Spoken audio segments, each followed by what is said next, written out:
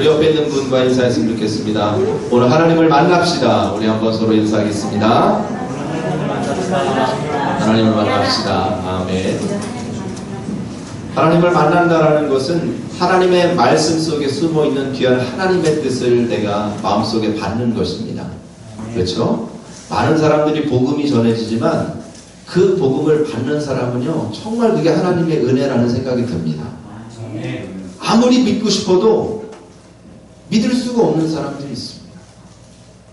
그러나 이 하나님의 복음이 믿어진다라는 거 이거 자체가 얼마나 은혜인지 모릅니다. 아멘. 네. 오늘 또한 여러분에게 하나님의 말씀이 여러분 안에 들어와서 믿어지는 역사가 일어나고 그 말씀을 내 마음속에 받는 역사가 일어나고 그 하나님의 말씀을 통해서 내 삶의 변화가 일어나기를 주의 이름으로 축원합니다. 아멘. 오늘 우리 은혜자매님 함께 하셨는데 오늘 하나님의 말씀의 제목은 하나님이 하시는 최고의 수술입니다. 네. 우리 음향시설이 수술이 좀 필요합니다. 네. 하나님께서 하시는 최고의 수술, 어떤 수술일까요? 세상에는 많은 수술이 존재하지만 그런데 아무리 수술을 잘해도 그 때를 놓치면 수술이 소용이 없어집니다. 그래서 적절한 시기에 적절한 타이밍에 수술하는 것이 되게 중요해요. 우리 성교 목사님이 전립선 암으로 수술을 하셨는데 그 타이밍이 그때 되게 좀 안타까웠어요. 조금만 일찍 했더라도 암이 전이 되기 전에 잘라버리면, 수술해버리면 그냥 끝나는 그런 수술이었는데 이 시기가 조금 지나가지고 애매해진 거예요. 그때 제가 깨달은 게 뭐냐면, 이 수술이라는 것은 타이밍이 정말 중요하구나. 빨리 그것을 발견하고 그것을 알았을 때 빨리 그 나쁜 것들을 제거해내는 이 수술은 진짜 이게 되게 중요한 것이구나. 여러분, 하나님께서 행하시는 수술도요, 타이밍이 매우 중요합니다. 하나님께서 우리에게 보여주시고 하나님께서 우리에게 가르쳐주시는 그 때가 있어요. 그 때에 내가 하나님 앞에 나아가 하나님이 우리에게 행하시는 최고의 수술을 받을 때에 우리의 영혼이 소생이 될 수가 있는 것입니다. 아멘. 오늘 우리는 사사기의 말씀을 가지고 하나님께서 우리에게 행하시고자 하는 그 위대한 수술이 무엇인지를 깨닫고 우리가 그 앞에 나아가기를 주님의 이름으로 축복합니다. 지난주에 우리는 약간이 아니라 매우 끔찍한 이야기들을 우리가 나눴습니다. 그렇죠? 레인에게 아내가 있었는데 그 아내를 어떻게 했습니까? 기브아 사람들이, 그렇죠? 불량배들이 와서 그 레인 사람을 성폭행하겠다고 불러내라고 그랬을 때 그때 그 집에 노인이 어떻게 했어요? 그 레인을 보낸 게 아니라 그 레인의 아내를 내보내서 밤새도록 그 아내를 성폭행하게 버려버린 거예요. 그리고 그 레인은 아내가 그렇게 나가서 성폭행을 당하는데 집에서 혼자 편안히 자고 아침에 일찍 일어나서 집을 나서려고 했어요. 그런데 그 집 앞에, 문 앞에 아내가 쓰러져 있었던 것이죠. 아내를 집에 가자고 불렀는데 아내가 대답이 없어요. 죽었어요. 그래서 그 아내를 싣고 집으로 가서 이 레인이 그 아내의 시체를 12조각을 내서 모든 지파들에게 그 시체를 보내는 아주 끔찍한 이야기를 지난주에 우리가 나눴습니다. 인간 속에는, 우리의 내면 안에는 이렇게 끔찍한 소돔과 고모라와 같은 죄의 속성들이 있다는 것을 우리는 지난주의 말씀을 통해서 나누었습니다. 자, 이 레이 사람이 그렇게 아내의 시체를 보내자 이스라엘 모든 지파가 미스바라는 곳에 다 모여서 회의를 하기 시작합니다. 그리고 그 레인을 불러다가 자초지정이 어떻게 된지를 물어봅니다. 그래서 이제 레인이 20장 앞절에 가면 이렇게 이야기합니다. 자, 몇 절을 보면 6절 말씀을 보겠습니다. 자, 시작. 내가 내 첩의 시체를 거두어 쪼개서 이스라엘 기업의 온 땅에 보냈나니 이는 그들이 이스라엘 중에서 음행과 망령된 일을 행하였기 때문이라. 다 이렇게 얘기합니다. 그러면서 이스라엘 자손들아 너희가 다 여기 있은즉 너희의 의견과 방책을 낼지니라 하니라. 이렇게 이야기합니다. 그래서 이 사건을 어떻게 할 건지 너희들이 회의를 해서 의견과 방책을 내놓으라고 요구를 합니다. 자, 여러분 이렇게 했을 때 이스라엘 백성들이요, 이거 어떻게 해야 되는가 얘기합니다. 그리고선 레이 사람한테 그럼 도대체 사건이 어떻게 했는가를 다시 한번 물어봅니다. 그러자 레이 이렇게 얘기합니다. 기브아 사람들이 자기를 죽이려고 했습니다. 저를 죽이려고 해서 제가 위기에 있었고 그래서 제 아내를 어쩔 수 없이 내보냈고, 근데 그 동물과 같지도 않은 그 잔악한 놈들이 내 아내를 밤새 윤관을 하고 죽여서 하나님 앞에서 어떻게 이런 일들이, 이스라엘 백성들이 어떻게 이런 일을 저지를 수 있습니까? 이러면서 울분을 토하면서 이스라엘 지파의 모든 사람들에게 이야기했습니다. 그때 이스라엘 백성들이 결론을 내린 것은 군사를 다 모으자. 이 악행을 그대로 놔둘 수 없다.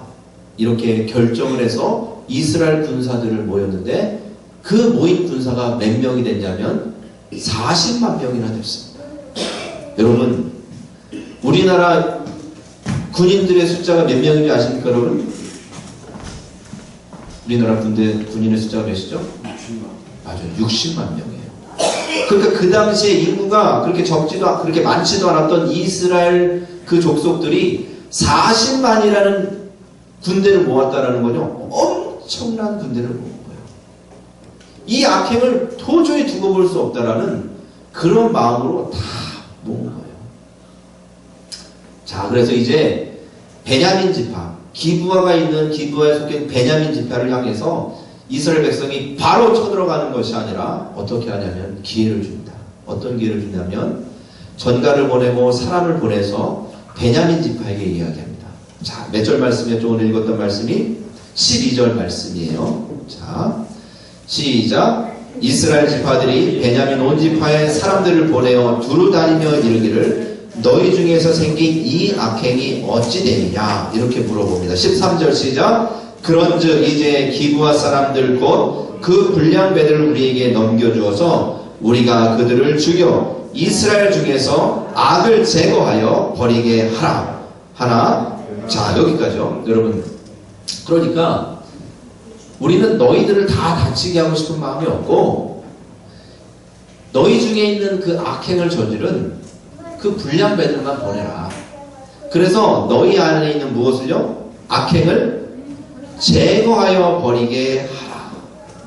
이스라엘 중에서 그 악행을 제거하여 버리게 하라라고 베냐민 지파에게 이야기를 합니다. 그러자 베냐민 지파가 어떠한 반응을 보였냐면, 저는 아무리 성경을 읽어도 이 베냐민 지파의 선택이 이해가 안 갑니다. 자, 어떻게 선택했어요? 자, 13절 후반부 볼게요. 베냐민 자손이 시작. 베냐민 자손이 그들의 형제 이스라엘 자손의 말을 듣지 아니하고 어떻게 했어요? 14절 시죠? 도리어 성읍들로부터 기브아에 모이고 나가서 이스라엘 자손과 싸우고자 하더라. 여러분, 아니 그 기브아 사람들이 잘못한 거 맞잖아요. 그러면 자기들의 의도가 아니고 한 기브아 사람들의 잘못된 그 사람들의 악행이니까 그 사람들만 보내서 그것을 제거하면 되는 거잖아요.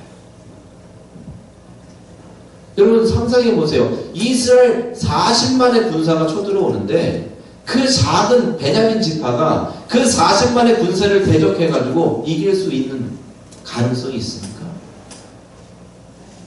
가능성이 없어요.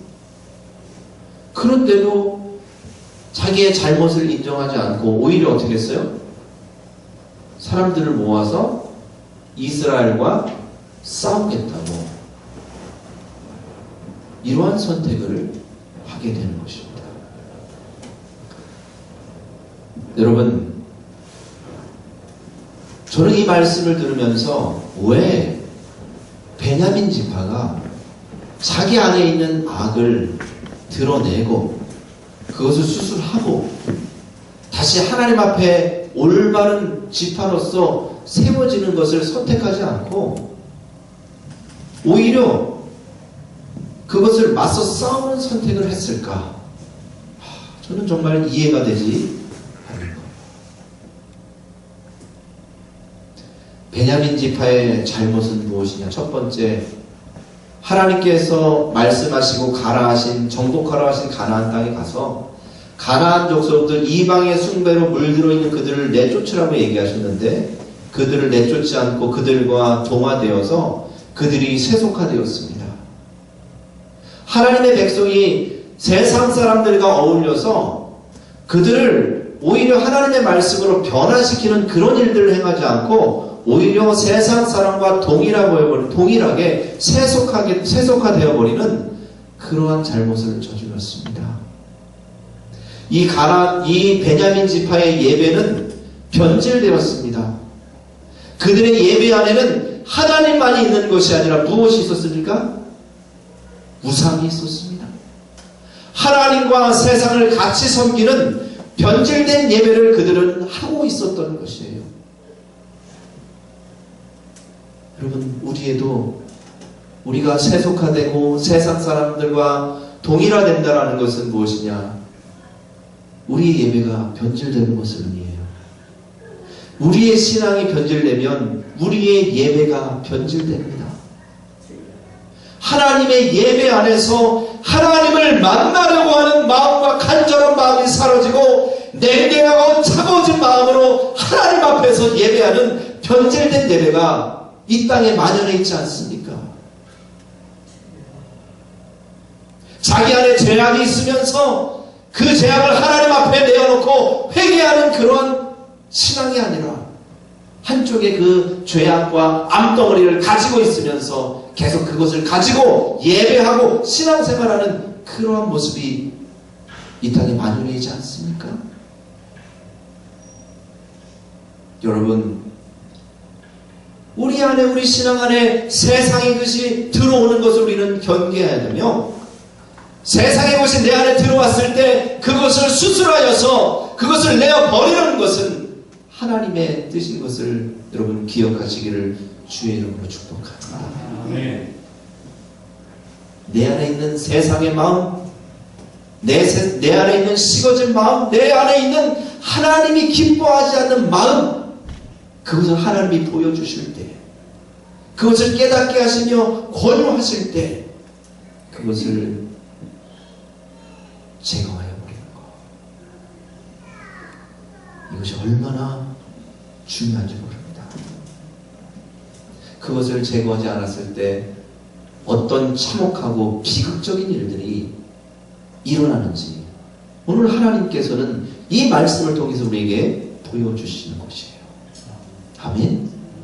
예전에 제가 한번 말씀드렸었는데 제가 군대에 가서 행군을요 3번을 했습니다.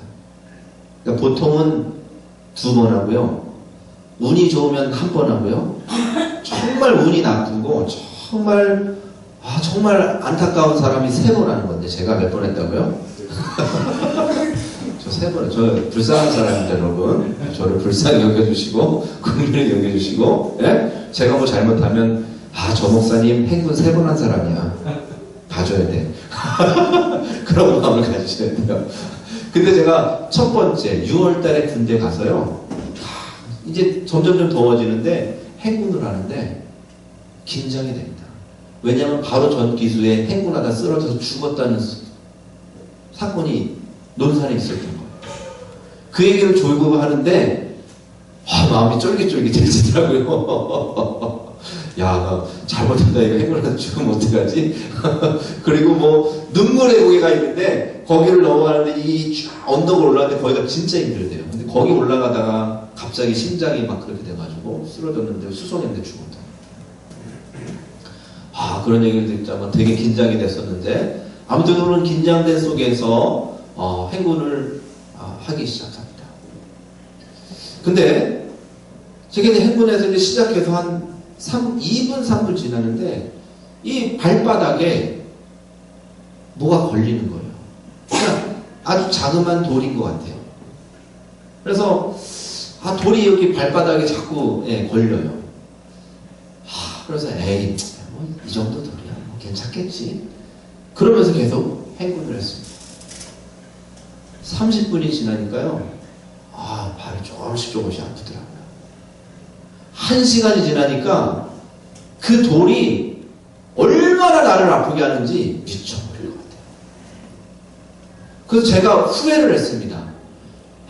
처음에 했을 때 어떻게든 그거를 빨리 벗고 이거를 했어야 되는데 그냥 괜찮겠지. 그러니까 제 성격이 그런 게 있어요. 그냥 느긋해가지고 그냥 그냥 귀찮아 괜찮겠지. 이런 마음이 좀 있거든요. 그러다 보니까 뭐 큰 거 중요한 거 아니면 괜찮아 이렇게 하는 마음이 있으니까 괜찮다고 생각한 거예요. 나중에는 진짜 아파가지고 갑자기 이제 그 조교가 5분간 휴식하기만을 제가 계속 기다린 거예요. 5분간 휴식해가지고 딱 해가지고 바로 분할을 열어봤는데 피가 그때 제가 정말 평생 잊지 못할 교훈을 얻은 거예요. 걸림돌이 되는 거는 빨리 제거해야겠다. 마찬가지로 우리 안에 세상의 것이 들어오면 너 별거 아니라고 생각합니다. 뭐 다 그럴 수 있지. 그런데 결국 그러한 작은 세상의 것이 내 안에 들어왔을 때 내 심령을 완전히 만신창이로 만들 수 있는 아주 위험한 그러한 요소가 될 수 있는 것입니다. 여러분, 하나님께서 이스라엘 백성을 통해서 베냐민 지파 사람들에게 이야기했어요.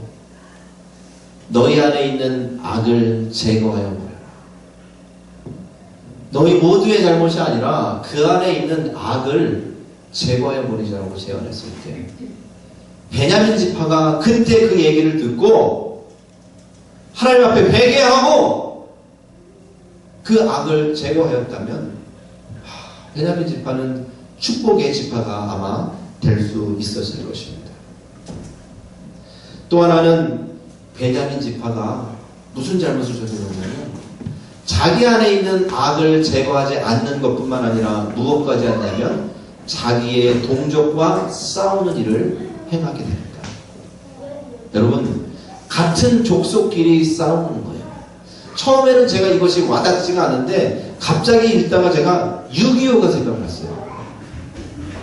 같은 동족끼리 총뿌리를 겨누고 서로를 죽이는, 형제를 죽이는 그 사건을 생각했을 때 지금 이 베냐민 지파와 이스라엘 지파가 전쟁하여서 베냐민 지파 거의 모두가 다 죽는 그런 사건이 일어나는 것을 생각했을 때 너무너무 끔찍한 그런 마음이 들었습니다. 우리 가정 안에서도요, 한 사람이 무언가 잘못되고 한 사람이 뭔가 솔직하게 자기의 잘못을 인정해야 되는데 그것을 인정하지 않고 끝까지 버티게 되면요, 이러한 일이 벌어지는 거예요. 우리 안에 있는 죄를 하나님이 보여주셨을 때 먼저 내가 하나님 앞에 내 죄를 회개하고 예수의 십자가 앞에 나아가서 그 죄를 용서함 받으면 나도 구원받고 내 가족들도 함께 평안할 수가 있는 거예요.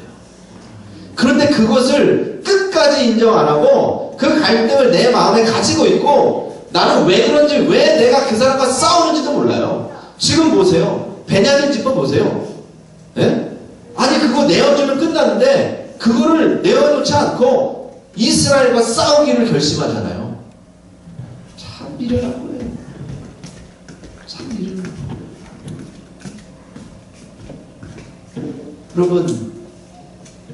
여러분 안에 있는 악함의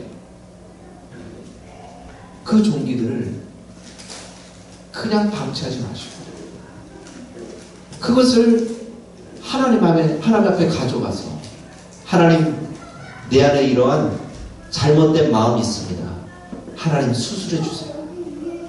하나님 제거해 주세요. 하나님의 말씀으로 지져주시고 하나님의 말씀으로 다시는 일어나지 못하게 하나님 나에게 역사해 주세요. 이렇게 기도하면서 그것을 제거하면요, 이 가정까지 같이 화목해집니다. 근데 내 안에 있는 그 세상의 그 악함이 들어오는 것을 그냥 놔두고 그리고서 그것을 건들면 싸우는 겁니다. 자기를 아프게 했다고, 자기 아픈 부분을 건드렸다고 그 건든 사람 싸우는 거죠. 이게 얼마나 어리석은 짓입니까? 하나님께서 말씀으로 우리 안에 있는 것을 보여주실 때 우리는 그것을 인정해야 됩니다. 아멘? 따라해봅시다. 나의 죄를 인정하자. 그러면 행복해진다. 그러면 은혜를 얻는다. 아멘. 아멘. 여러분, 자기의 죄를 빨리 깨닫고 자기의 죄를 빨리 하나님 앞에 고백하고 그것을 제거하는 수술을 하는 사람이요, 건강한 사람이 되는 줄 믿습니다. 아멘. 여러분 모두가 이 하나님의 말씀을 들으시면서 여러분 안에 찌르는 것들이 있을 수 있습니다. 나를 건드리는 것들이 있을 수 있습니다. 그거 있어요. 그거 어떻게 해야 돼요? 그거 내어놓고 하나님께 드려야 되는 거예요. 아멘. 그거 감추지 마시고 그거 하나님 앞에 올려드리고 하나님께서 수술하시도록 내어드리는 것이, 그것이 은혜의 삶인 줄을 믿습니다. 다음 말씀 우리 함께 읽겠습니다. 자, 15절 말씀 읽겠습니다. 시작. 그때에 그 성읍들로부터 나온 베냐민 자손의 수는 칼을 빼는 자가 모두 26,000명이요 그 외에 기부와 주민 중 택한 자가 700명인데, 자, 26,000명이 모였어요. 베냐민의 군사들이요.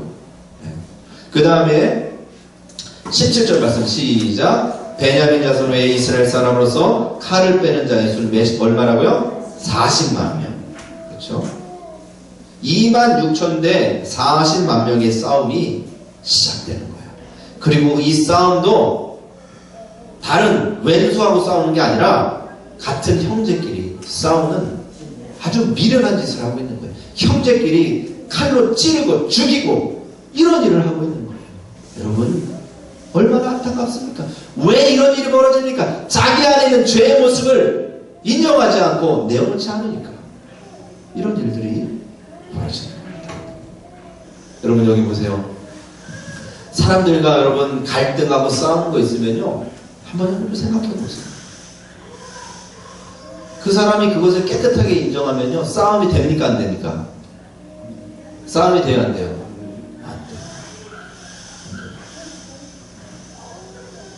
그런데 그것을 끝까지 인정하지 않고 자기 잘못 없다고 이런 식의 행동을 하니까 결국 어떻게 돼요? 괘씸해가지고 싸우고 싶은 거예요. 괘씸해가지고. 괘씸죄에 걸리는 거죠. 우리 수기평원 교회에 있는 모든 우리 남자분들 괘씸죄에 걸리지 않기를 주의 이름으로 축복합니다. 안 하시는 건 뭡니까? 인정 안 하시는 거죠? 우리 수기평의 모든 자매님들 한 분도 괘씸죄에 걸리지 않기를 주의 이름으로 축복합니다. 아멘. 아멘. 이게 하나님의 은혜의 삶으로 들어가는 거예요. 아멘. 자, 이렇게 해서 싸움이 됐어요. 싸움이 됐어요. 그러자 이스라엘 사람들이 하나님 앞에 단을 쌓고 이야기해요. 뭐라고 기도하냐면, 하나님, 우리가 전쟁에 나가려고 하는데 이 전쟁에 누가 어느 지파가 맨 앞에 선봉에 서야 됩니까? 이렇게 얘기했더니 하나님께서 유다 지파가 선봉에 서라고 이야기하십니다. 근데 유다 지파가 서는 것은 어떻게 보면 되게 당연해요. 왜 그렇죠? 첫 번째, 유다 지파가 이스라엘 지파에서 가장 크고 영향력이 있는 지파였어요. 그렇죠? 힘이 셌으니까. 두 번째, 어떤 이유였냐? 레인의 아내가 어디 사람이었어요? 베들레헴 출신입니다. 베들레헴은 유다 지파잖아요.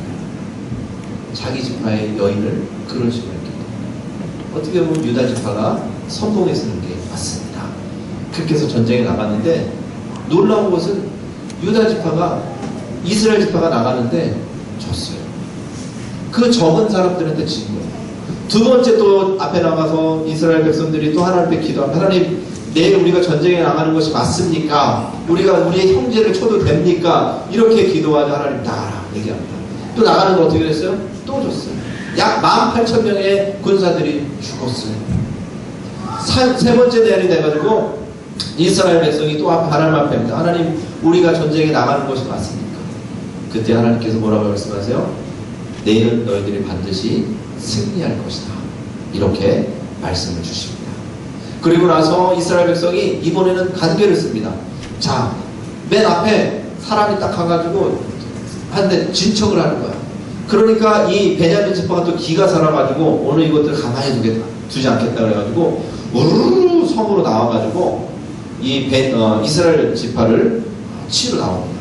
그런데 이스라엘 지파가 어떻게 했냐면 그 옆에다가 누구를 놨냐면 복병을 숨겨놓은 거예요. 그래가지고 한쪽은 뒤에서 베냐민 군사들을 치고 한쪽은 비어있는 성읍에 가서 성읍을 점령해버린 거예요. 그렇게 한참 싸우고 있는데 뒤에서 함성이 들리는 거예요. 베냐민 지파 보니까 성이 함락한 거예요. 그래서 와, 우리가 속았구나, 전쟁이 이제 졌구나, 이렇게 돼가지고 베냐민 지파 군사들이 점령을. 자, 몇 절을 보시냐면요,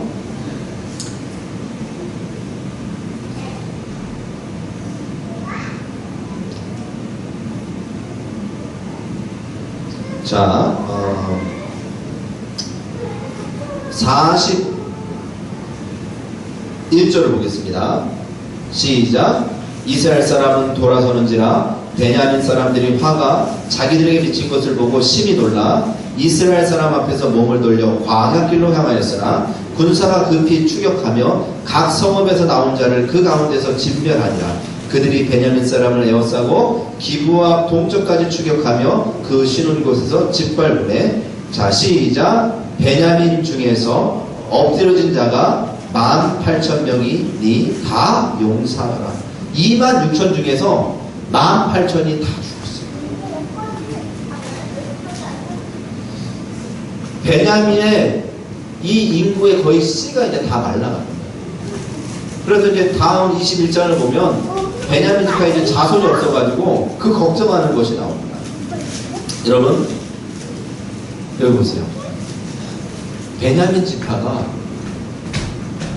이렇게 하나님 앞에 자기의 죄를 인정하지 않고 오히려 대적하고 그것을 끝까지 거부하니까 하나님께서 그들을 치십니다. 그래서 거의 민족이, 그 지파가 멸족하는 그런 단계까지 이르게 돼요. 하나님께서 오늘 이 말씀을 주시는 것은 우리 안에 매우 깨달을 수 있는 것들을 허락하시기 위하십니다. 그건 무엇일까? 내 안에 있는 세상으로 들어오던 이 악한 죄, 이것을 내가 하나님 앞에 내어놓지 않으면 이것이 커져서 결국 완전히 멸망의 단계로 가게 된다. 여러분, 죄의 싹은 무엇입니까? 죄의 싹은 무엇이에요? 사망이에요. 멸망이에요. 하나님은 우리 안에 죄가 있는 것을 용납하지 아니하시고 하나님은 우리 안에 죄를 그대로 방치하는 것을 용납하지 않으십니다. 하나님께서 요한일서 1장 9절에 우리에게 주신 말씀이 뭡니까? 주는 미쁘시고 의로우사 우리가 우리의 죄를 고백할 때 어떻게 하신다고요? 용서하시겠다고 말씀하셨어요. 예수님은 우리의 죄를 용서하기 위해서 십자가에서 모든 피를 쏟으시고 물과 피를 쏟으시고 우리를 위해서 대신 죽으신 그런 분이십니다. 그런 분께서 우리가 뭐 하기를 원하시겠어요? 지금도 하나님의 나라의 우편에서 우리를 위해서 중보하며 기도하시는 것이 무엇입니까? 우리가 하나님의 말씀 안에서 거하며 살며 우리가 짓는 모든 죄를 하나님 앞에 용서를 구하고 용서함 받기를 원하시는 것이 바로 예수 그리스도의 중보의 기도이며 그 뜻인 것임을 여러분 기억하시기를 주님의 이름으로 축복합니다. 여러분, 서로 사랑하지 아니한지, 내가 믿음이 부족해서 하나님을 신뢰하지 못하고 나를 신뢰하고 내 방법을 신뢰한 죄, 하나님의 말씀을 읽지 않고 하나님의 말씀을 묵상하지 않고 하나님의 말씀대로 살려하지 않는 나의 모든 죄들, 여러분 이런 것들을 우리 어떻게 됩니까? 하나님 앞에서 인정하고 그것을 고백하고 하나님 앞에 나아갈 때 최고의 의사가 되신 하나님께서 우리의 죄의 모습들을 도려내실 줄 믿습니다. 아멘? 여러분, 하나님이 행하시는 최고의 수술은 죄의 수술인 것입니다. 하나님이 행하시는 최고의 수술은 우리의 악행을 제거하시는 수술인 것입니다. 이 수술을 받을 때 우리는 건강할 수 있고 이 수술을 받을 때 우리는 하나님 앞에 나아갈 수 있게 되는 것입니다. 그러나 만약 이것을 방치하고 이것을 놔둔다면 그것은 여러분의 삶의 암덩어리가 돼서 여러분의 삶을 망가뜨리고 여러분을 사망으로 이끄는 그런 일을 만들어낸다는 것입니다. 베냐민 지파가 그 죄를 인정하지 않고 의로 대적했을 때 멸망하는 일이 생기지 않았습니다. 하나님은 은혜의 하나님이세요. 언제든지 우리가 그 죄를 용서를 구할 때 하나님은 용서해 주시겠다고 약속하신 은혜의 하나님이신 것입니다. 여러분 그 하나님을 믿으십니까? 여러분이 하나님 앞에 나아가서 예수님 제 죄를 용서해 주세요. 제가 잘못했습니다. 제가 이러한 마음을 가졌습니다. 제가 이런 행동을 했습니다. 하나님 용서해 주세요. 이렇게 할 때 하나님께서 여러분을 용서하실 거라는 것을 믿으십니까? 믿으십니까? 그 믿음 가지고 나아가세요. 그러면 은혜의 문이 열려지는 거예요. 아멘? 죄의 문이 사라지고 내가 하나님 앞에 내 죄를 인정하는 그 순간 은혜의 문이 열리게 해지고 은혜의 통로가 열리게 되고 하나님의 위대한 축복을 받게 되는 것입니다. 기도하시겠습니다.